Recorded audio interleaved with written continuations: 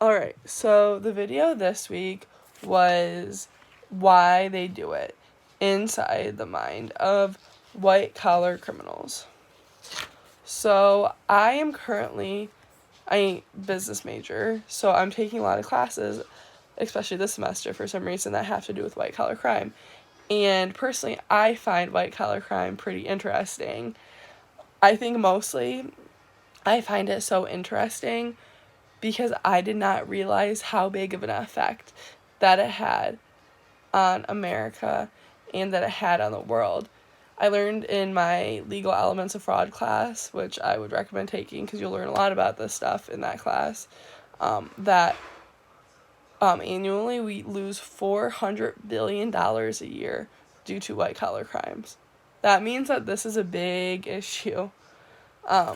And it's becoming more and more popular just because so many people are unknowledgeable about it.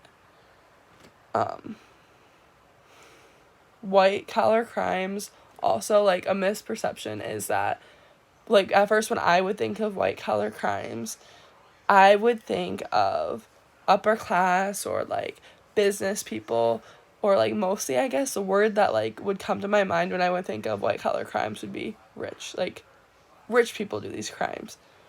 But in reality, it's all economic classes, and all economic classes are affected by it, and all economic classes do it. Because in the end, it's just people trying to get money. There's all different types of white collar crimes.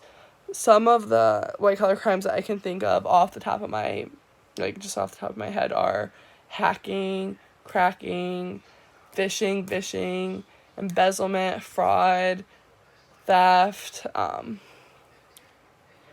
and that's just what I can think of right now. There are so many different types, and they're all so similar. And there's so many ways, like, especially nowadays, with our technology, that people can get around and steal your information or talk you into buying a different bundle, or, like, with things that you don't need. Or, like, well, I just wrote a report about Wells Fargo, and in 2016, I believe, let me look. In 2016, Wells Fargo's employees, which Wells Fargo's is I feel like a very well-known company, and they secretly created millions of dollars of unauthorized bank and credit card amounts without their customers knowing. They opened $3.5 million in fraudulent deposits and submitted 565,443 credit card applications, which allowed the employees to hit unrealistic sales and receive undeserved bonuses. And there were victims to this, and due to this, they were wrongly charged, and the customers of Wells Fargo and like all the other companies, they trusted them. They also charged $500,000 in auto loans and for insurance that the customers didn't need. And almost 20,000 people could not pay back these fees, which caused them to go into default and have to have their cars repossessed. That's just one example of the thousands of white collar crimes that happen every single year. And just in that one white collar crime, over 20,000 people were affected by it.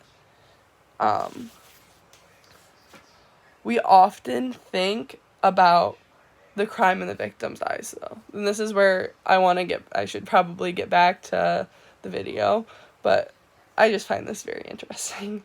But we often think about the crime in the victim's eyes, like I just did for the past 4 minutes, rather than in the perpetrator's eyes. So the people who are committing these white collar crimes don't realize what they're doing. They know what they're doing, but they don't realize the effect that they're having on other people, because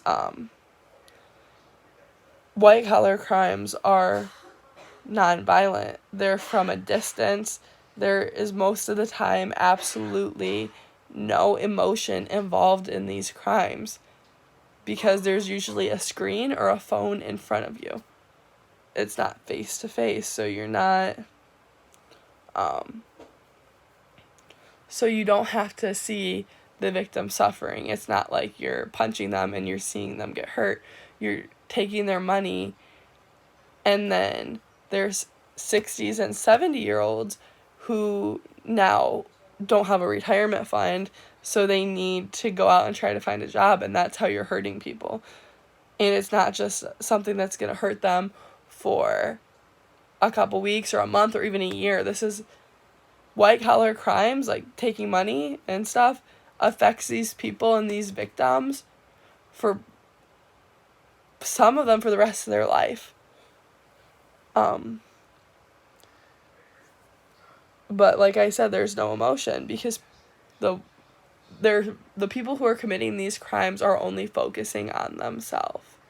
They are focusing on making more money, being able to go on that vacation, being able to go on that golf trip, being able to get that new car. That's all that they're thinking of.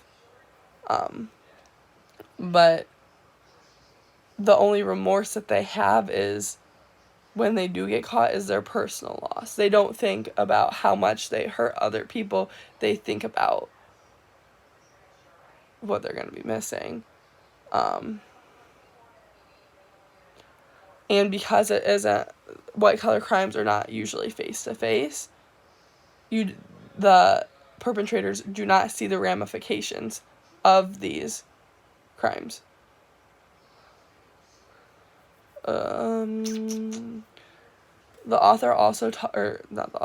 speaker also talked about how insider trading is a big problem when it comes to white collar crimes, because there is such a fine line in with these crimes, because legal or illegal, the intent is the same. It is to find information, to get information, to make more money. And that's why sometimes it's hard, because you don't know what is illegal and what is not illegal. What else? And when these people do get caught, a lot of the time their lawyers say that they should not be going to jail or they should not be going to the same jail as criminals because they are not rapists or prostitutes. These criminals are a different breed. Which that part is a very big debate, which in my class it's pretty much a criminal justice class, we've had a lot of debate about that, whether or not white collar crime and rape or murder or robbery is the same, should have the same punishment, if they should all be put together. So yeah, I think that this video was good, and I felt like I learned a lot from it.